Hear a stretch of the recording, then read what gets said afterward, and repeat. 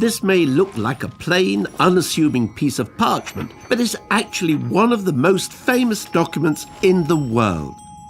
Magna Carta, meaning the Great Charter, has inspired people across the centuries, from Thomas Jefferson to Mahatma Gandhi.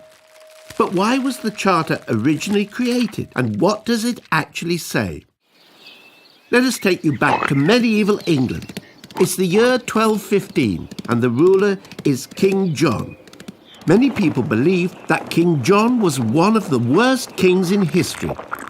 He imprisoned his former wife, he starved his opponents to death, he allegedly murdered his own nephew, and pulled the beards of the Irish chiefs.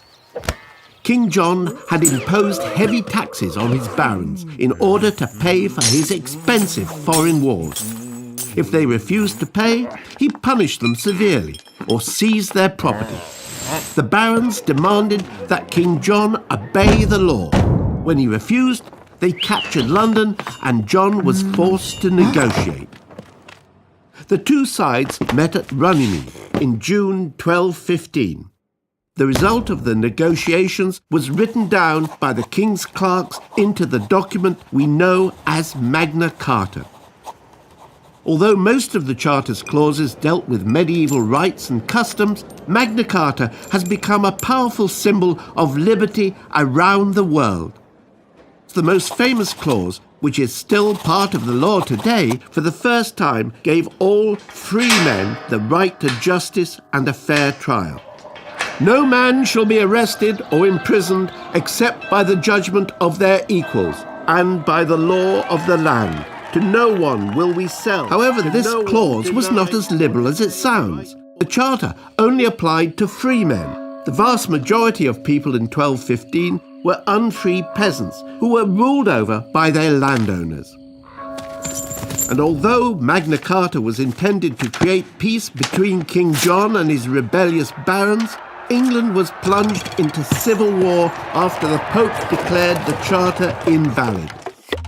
When King John died of dysentery in 1216, 9-year-old Henry III took to the throne.